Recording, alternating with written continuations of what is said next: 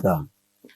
قرآن عظیم میں اللہ رب العزت ارشاد فرماتا ہے وَقَلِيلٌ مِّنْ عِبَادِيَ الشَّكُورُ، میرے بندوں میں شکر کرنے والے بہت کم ہیں۔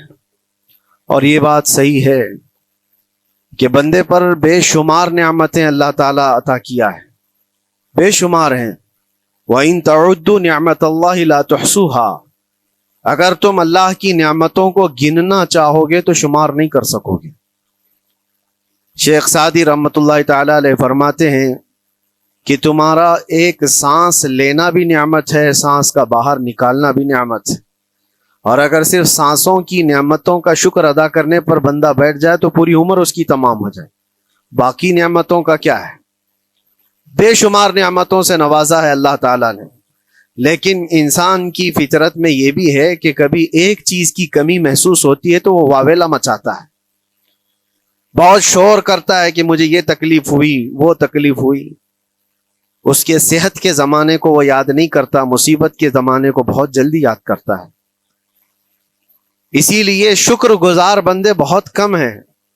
عادت یہ ڈال لیں، جب مصیبت آئے، کوئی تکلیف آئے، تو ہمارے اندر یہ احساس پیدا ہو جائے کہ میرے گناہ اس سے بھی بڑی مصیبت کے لائق تھے، اللہ نے کم مصیبت عطا کی۔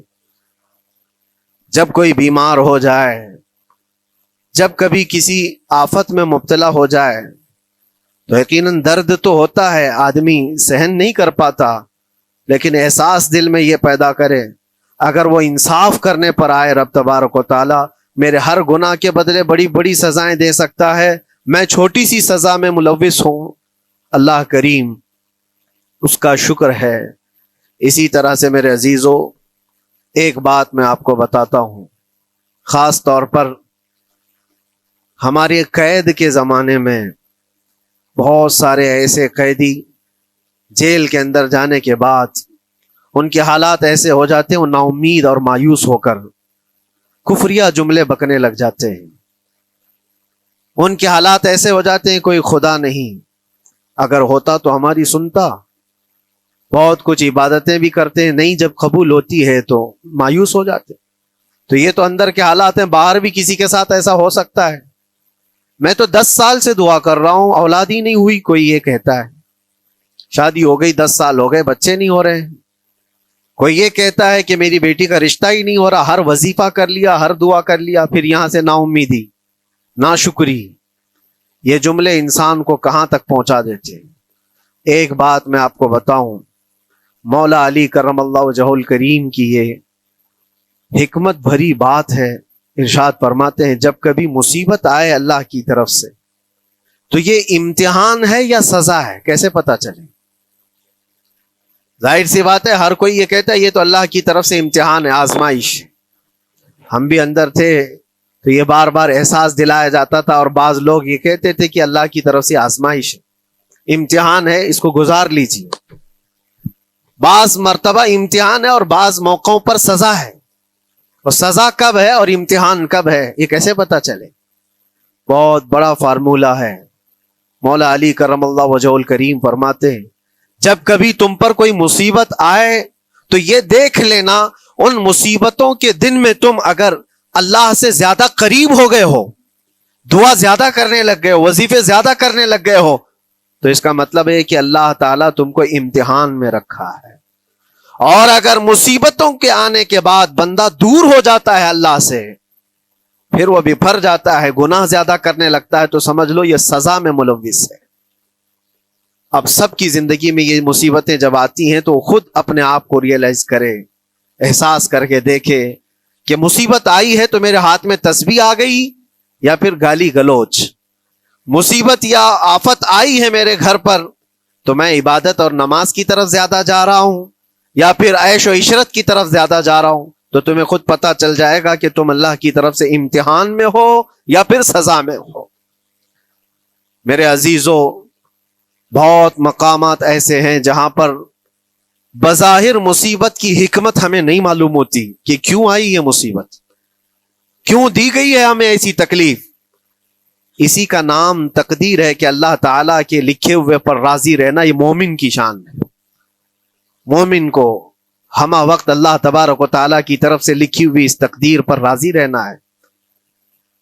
آپ کو میں ایک بات بتا دوں، حضرت ابو جندل ایک صحابی ہیں، مکہ مکرمہ میں ایمان لائے رسول پاک صلی اللہ تعالی علیہ وسلم جب ابھی مکہ میں تھے، اس وقت غریب صحابہ کو کفار مکہ مشرکین مکہ کس طرح سے پکڑ کر مارتے تھے، کیسے کیسی سزائیں دیا کرتے تھے، اسی اسنا میں اللہ کے نبی صلی اللہ علیہ وسلم ہجرت کر کے مدینے تشریف لے گئے.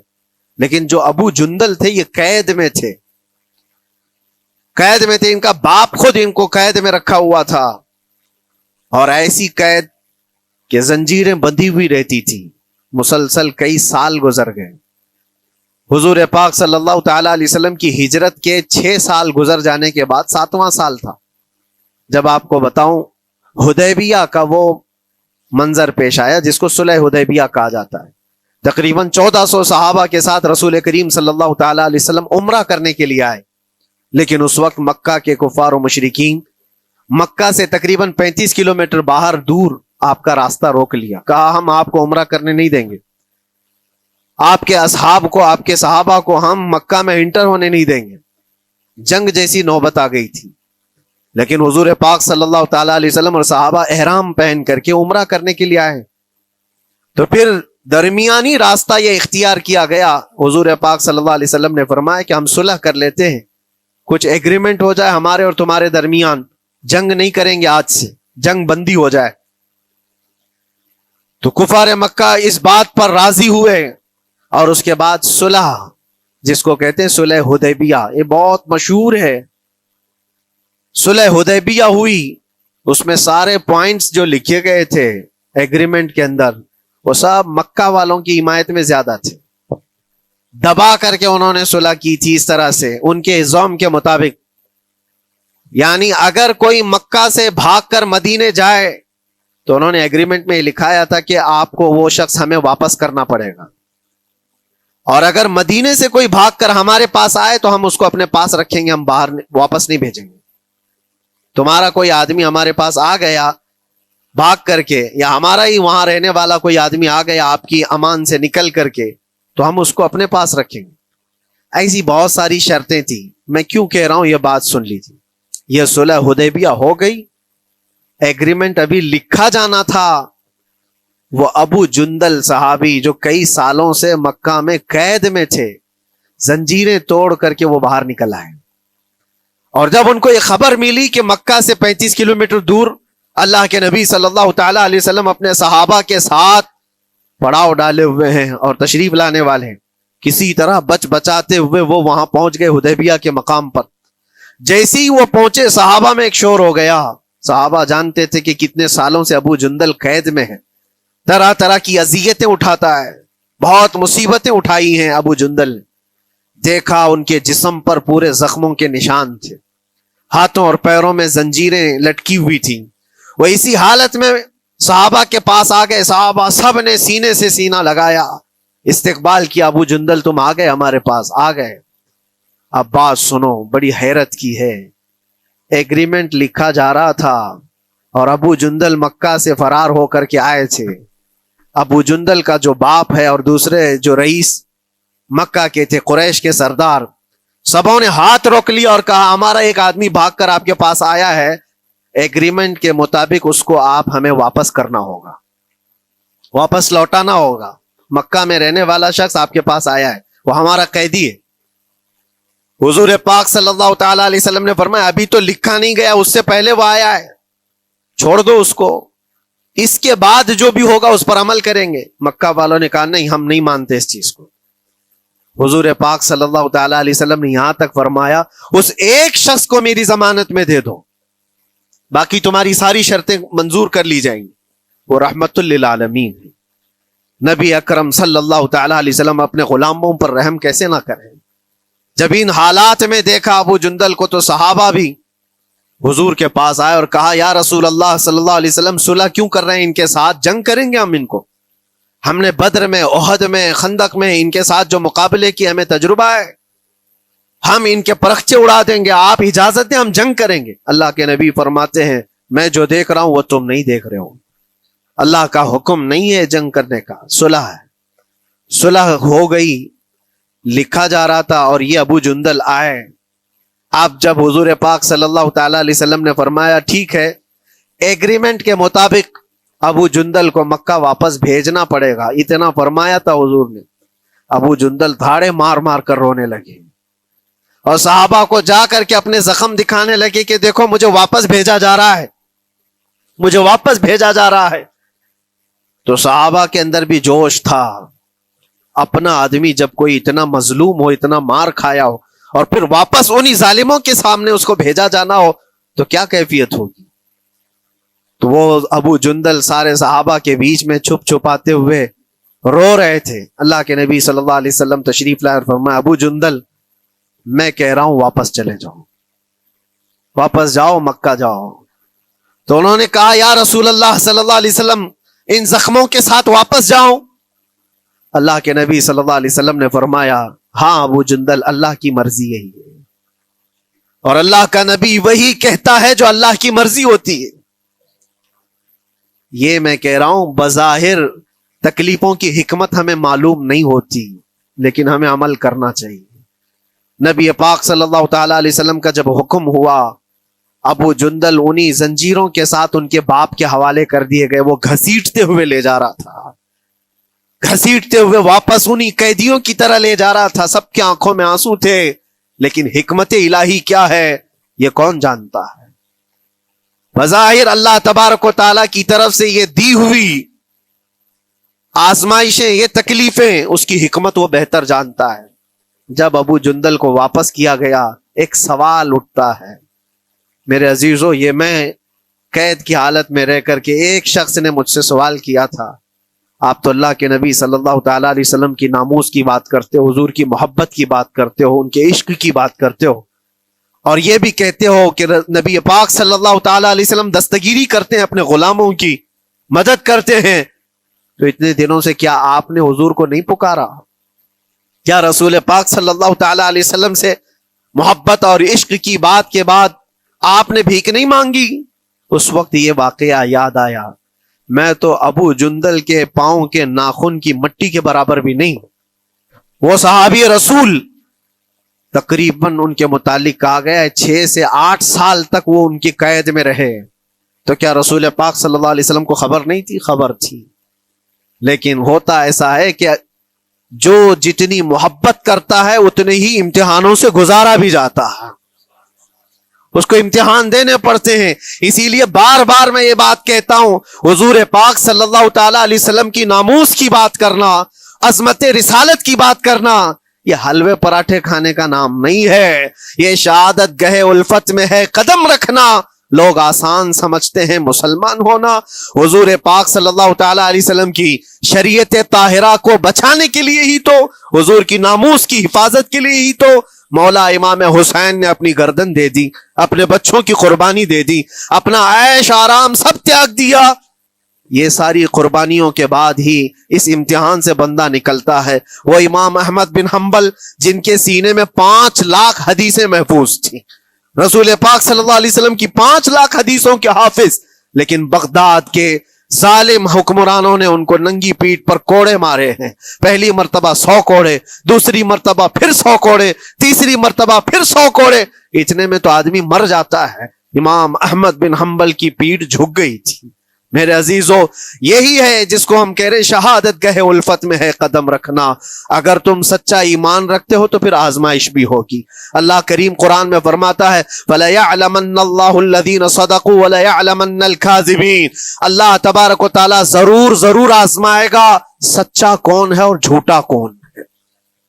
مصیبتیں آئیں گی، آندھیاں آئیں گی، لیکن جمے رہو، ڈٹے رہو، اللہ رب العزت سے کبھی بھی اپنا رشتہ نہ توڑو، اور جو تمہارے اندر ایمان ہے، توکل اور یقین ہے، ذرا برابر بھی فرق آنے نہ پائے۔ آج نہیں قبول ہوئی کل ہوگی، کل نہیں قبول ہوئی پرسوں ہوگی، کبھی نہ کبھی تو دعا قبول ہوگی۔ دنیا داروں کے دروازے کھٹکھٹاتے ہیں تو ایک نہ ایک دن دروازہ کھلتا ہے، وہ ارحم الراحمین ہے، وہ ارحم الراحمین ہے، دروازے کھولتا ہے، لیکن وہ بہتر جانتا ہے کس وقت دروازہ کھلنا چاہیے۔ ہم اپنی مرضی کے مطابق رب کو نہیں چلا سکتے، مولا تعالیٰ جیسا چاہے ہمیں ویسا چلنا چاہیے۔ ایک بات اور میں بتا دوں، یہ تو دوسرے لوگوں کی بات ہے جس میں ہمارے قصور ہیں، ہمارے جرم ہیں، ہمارے گناہ ہیں، جس کی وجہ سے مصیبتیں آئیں گی، لیکن اللہ کے نبی کا کوئی گناہ نہیں ہوتا. جو نبی ہوتے ہیں وہ معصوم ہوتے ہیں. سیدنا یوسف علیہ الصلوۃ والتسلیم اللہ کے نبی، اللہ کے نبی ابراہیم علیہ السلام کے بیٹے اسحاق علیہ السلام، اسحاق علیہ السلام کے بیٹے یعقوب علیہ السلام، یعقوب علیہ السلام کے بیٹے یوسف علیہ السلام، جن کی نسل میں انبیاء کرام، جو پورا خاندان نبوت کا ہے، وہ یوسف علیہ السلام کن کن مقامات سے گزارے گئے. پہلے بھائیوں نے کنویں میں پھینک دیا، اور اس کے بعد اس زہریلے کنویں سے وہ نکالے گئے. جنگل میں کوئی نہیں تھا جب ان کے بھائیوں نے کنویں میں پھینکا تھا. اس وقت ایک قافلہ جا رہا تھا، انہوں نے ڈول ڈال کر کے نکال لیا اور پھر لے کر کے گئے. یہاں سے کنویں سے تو نکالے، لیکن آگے کی زندگی کیا ہے؟ مصر کے بازار میں لے جا کر قافلے والوں نے بیچ دیا. یوسف علیہ السلام پھر خریدے گئے. کس کے ہاں؟ عزیز مصر، بادشاہ مصر کے گھر میں. اور وہاں پر زلیخا آپ پر فدا ہوئی. پھر آپ پر الزام بھی لگایا گیا، اور اس الزام کی بنیاد پر آپ کو جیل بھیجا گیا. اللہ کے نبی کے دامن پر پیوند تو ہو سکتا ہے، دھبا نہیں ہوتا. کسی گناہ کا تصور بھی وہ نہیں کرتے، وہ معصوم ہوتے ہیں. لیکن بغیر کسی قصور کے، بغیر کسی جرم کے آپ کو جیل بھیجا گیا. یوسف علیہ الصلوۃ والتسلیم جیل جب گئے وہ نبی ہو کر کے، اور اس کے بعد دن کٹتے رہے. دن کیسے؟ ہفتے، ہفتے کیا مہینے، مہینے کیا سال.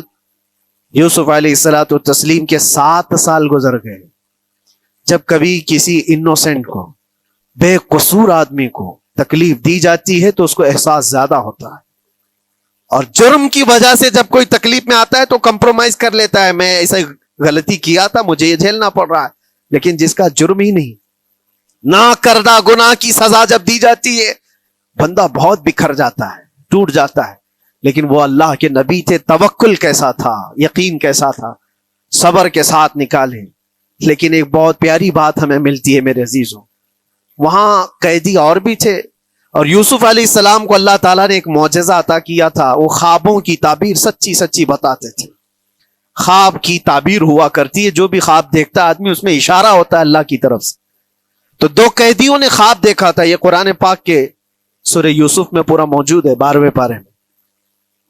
2 قیدیوں نے خواب دیکھا، اپنا اپنا خواب انہوں نے بیان کیا یوسف علیہ السلام کو. ایک قیدی نے دیکھا کہ وہ سر پر روٹیاں رکھ کر کے لے جا رہا ہے اور پرندے نوچ نوچ کر کھا رہے ہیں.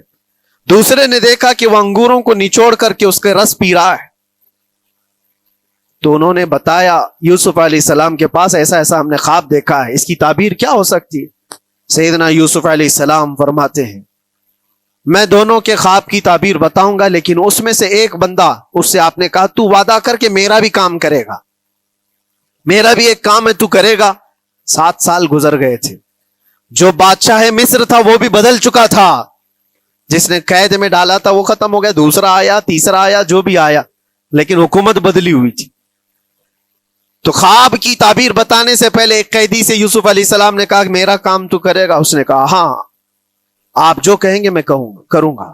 تو سنو، تعبیر یہ ہے، جس کے سر پر روٹیاں رکھی ہوئی اور کوے کھا رہے تھے یا پرندے کھا رہے تھے، اس کی تعبیر یہ ہے کہ عنقریب تجھ کو موت کی سزا سنائی جائے گی. وہ غمگین تھا. دوسرے سے کہا تو انگور کے رس نچوڑ کر پی رہا تھا، تیرے خواب کی تعبیر یہ ہے کہ عنقریب تجھ کو رہا کر دیا جائے گا، تو آزاد ہوگا، اور تجھ سے ہی میرا کام یہ ہے کہ آزاد ہو کر جائے گا تو تو موجودہ وقت کے جو بادشاہ ہے، شاید اس کی فوج میں شامل ہو جائے یا اس کے سپاہیوں میں یا وزیروں میں. تو میری یہ بات اس تک پہنچا دینا، پچھلے 7 سالوں سے بے گناہ بے قصور ایک قیدی اندر ہے، اس کو آزاد کر دیا جائے، اس کو آزاد کر دیا جائے. اس نے کہا بالکل، اگر میں چھوٹا تو آپ کا ایک کام ضرور کروں گا. سنیے بات، چند دن نہیں گزرے تھے کہ اس ایک قیدی کو موت کی سزا ہو گئی. اس کو موت کی سزا سنائی گئی اور پھانسی ہو گئی. دوسرا یہ جو قیدی جس کو آپ نے رہائی کی خوشخبری دی تھی، اس کی بھی رہائی کی خوشخبری آ گئی، وہ آزاد ہو گیا. لیکن قرآن پاک میں ہے آزاد ہو کر جب جاتا ہے آدمی تو پچھلا بھول جاتا ہے. اکثر ایسا ہی ہوتا ہے. کیا جیل کے دوست کون تھے کیا تھے کچھ پتا نہیں, اور آدمی تو یہ سوچتا ہے دوبارہ کبھی ادھر کے دروازے کو بھی نہ دیکھو. آیا اور بھول گیا. یوسف علیہ السلام نے جو کام دیا تھا وہ بھول گیا. یہاں تک کہ قرآن میں اللہ فرماتا کئی سال گزر گئے, 1-2 دن نہیں سالوں گزر گئے, اور وہ بادشاہ کی فوج میں شامل تھا یا بادشاہ کے مصاحبین میں شامل تھا, قریبی لوگوں میں. ایک زمانے کے بعد مدت ہوئی, اور اس وقت سوچیے آپ کتنا وقت حضرت یوسف علیہ السلام نے کاٹا ہوگا. ایک دن آپ بے اختیار رو پڑے اللہ کی بارگاہ میں. یہ میں آپ کو بتا رہا ہوں, کبھی کبھار انسانی فطرت کا تقاضا ہے. اللہ تبارک و تعالیٰ کی بارگاہ میں رو پڑے اور کہا اے رب العالمین اے ارحم الراحمین, یہ دن کب ختم ہوں گے؟ یہ جس طرح سے مجھے جیل کی سلاخوں کے پیچھے بند کیا گیا ہے, ان مصیبتوں سے کب آزادی ہوگی میرے مولا یا ارحم الراحمین؟ جواب رب تعالیٰ کی طرف سے آیا. یہ ہمارے اور آپ کی بات نہیں ہے, یہ اللہ کے نبی کی بات ہے. اب سنو, یوسف علیہ السلام کو جواب آیا, اے یوسف جب تجھے جیل سے نکلنا ہی تھا, تجھے باہر جانا ہی تھا, تو دنیا کے بادشاہ کے پاس سامنے کیوں ریکویسٹ رکھا, میرے سامنے رکھ دیا ہوتا. اللہ اکبر, یہ توکل کا اعلیٰ درجہ ہے. اتنی مصیبتوں کے بعد بھی تم نے اس سپاہی کو کیوں اپنا قاصد بنا کر بادشاہ کے سامنے بھیجا کہ میری آزادی ہو جائے؟ یوسف علیہ السلام بہت روئے سجدے میں گر کر کے, مولا مجھے معاف کر دے, اور میرے ہر شے کا تو مالک ہے. اب میں زندگی بھر قید میں رہوں یا آزاد رہوں یہ تیری مرضی پر ہے. میرے عزیزو, پھر یوسف علیہ السلام کے ساتھ کیا ہوا؟ بادشاہ نے خود ایک خواب دیکھا اور وہ پریشان تھا, خوابوں کی تعبیر کوئی بتا نہیں رہا تھا. تب اس قیدی کو چھوٹے ہوئے کو یاد آئی بات کہ جیل میں ایک آدمی ہے جو سچی سچی تعبیر بتاتا ہے. پھر اس نے بادشاہ سے کہا ایک قیدی بہت شریف اور صالح ہے, وہ سچی تعبیر بتائے گا, آپ کہے تو میں اس کو لے آؤں. اور اس نے مجھے یہ کہا بھی تھا کہ اس کو آزاد کرنا ہے, آپ کے پاس ریکویسٹ رکھنی ہے کہ وہ بے قصور قید میں ہے. بادشاہ نے معلومات حاصل کی اور اس کے بعد پروانہ دے دیا کہ اس قیدی کو آزاد کیا جائے جس کو بے قصور رکھا گیا ہے, اور میرے خواب کی تعبیر بتائی جائے. یوسف علیہ الصلوۃ والتسلیم کو لوگ آئے لینے کے لیے. اب یہاں منظر اور ہے میرے عزیزوں. کہا کہ بادشاہ نے خواب دیکھا, اس کی تعبیر بتائے. آپ نے تعبیر تو بتا دی کہ کیا ہونے والا ہے اگلے 7 سالوں میں بادشاہ کے ساتھ, یہ ساری تعبیر بتائی. لیکن جب آزاد کرنے کی بات آئی تو آپ نے کہا رہنے دو, اب مجھے قید میں رہنے دو, اس لیے کہ آپ کو یہ احساس ہوگا کہ میں بادشاہ کے پاس کیوں رکھا ہے اس مقدمے کو. لیکن بعد میں بادشاہ اور اس کے مصاحبین اور اس کے وزیر آپ کو اصرار کرتے ہوئے لے گئے اور لے جا کر کے سیدھے وزیر اعظم کے تخت پر بٹھا دی, سیدھے وزیر اعظم کے تخت پر بٹھا دیا. پھر رب تبارک و تعالیٰ نے فرمایا اے یوسف جب تک ہم چاہیں تب اندر رہے گا آدمی, اور جب ہم چاہ لیں باہر تو پھر اپنی مرضی سے کوئی اندر بھی نہیں رہ سکتا. حقیقت ہے میرے عزیزو, جب مصیبتوں کے ختم ہونے کا وقت آئے پھر پوری دنیا کھڑی ہو کر کے بھی تم کو مصیبت نہیں دے سکتی, تکلیف نہیں دے سکتی. اور رب تبارک و تعالیٰ نے فرمایا وَإِن يَمْسَسْكَ اللَّهُ بِضُرٍّ فَلَا كَاشِفَ لَهُ, اگر تم کو اللہ کی طرف سے کوئی مصیبت آئے تو کوئی اس کو ہٹانے والا نہیں ہے. وَإِن يَمْسَسْكَ اللَّهُ بِخَيْرٍ فَلَا رَادَّ لِفَضْلِهِ, اور اگر اللہ تبارک و تعالیٰ کوئی بھلائی کسی بندے کو دے دے تو دنیا کی کوئی طاقت اس کو روک بھی نہیں سکتی. آج اگر رب تبارک و تعالیٰ ہم کو کوئی مقام اور مرتبہ دے دے, کوئی عزت اور انعام دے دے, سارے کتے بھونکتے رہیں, اس انعام کو کوئی رد نہیں کر سکتا. اللہ تبارک و تعالیٰ کا دیا ہوا فضل اس کو کوئی کاٹ نہیں سکتا, اور اس کی دی ہوئی مصیبت کو کوئی دوسرا ٹال بھی نہیں سکتا. اسی لیے آؤ لگے رہو اسی بارگاہ میں اور عرض کرو کہ مولا مجھ سے جو خطائیں ہوئی ہیں اس کو درگزر فرما دے. اور جس طرح کی بھی تو زندگی دیا ہے یہ تیرا شکر ہے مولا، شکر ادا کرنے کی عادت ڈال لو۔ اللہ تبارک و تعالیٰ فرماتا ہے لَإِن شَكَرْتُمْ لَأَزِيدَنَّكُمْ، اگر تم شکر ادا کرو گے تو میں اور زیادہ عطا کروں گا، اور زیادہ عطا کروں گا۔ آج اگر تھوڑی سی مصیبت ہے تو شکر ادا کرو کہ مولا بڑی مصیبت تو نہیں آئی ہے، یہ بھی تیرا کرم ہے، تیرا احسان ہے۔ مصیبت زدہ لوگوں کو دیکھتا ہوں تو پھر میں یہ کہتا ہوں ہاتھ بھی سلامت ہے، پیر بھی سلامت ہے، آنکھ بھی سلامت ہے، زبان بھی سلامت ہے، دماغ بھی چل رہا ہے، کیا یہ شکر کرنے کا موقع نہیں ہے؟ یہ شکر کرنے کا مقام نہیں ہے؟ آؤ ہر دن اللہ کا شکر ادا کرو، شکایتیں کم کرو۔ اللہ تبارک و تعالیٰ کو یہ زندگی پسند ہے۔ وآخر دعوانا ان الحمد للہ رب العالمین۔ السلام علیکم۔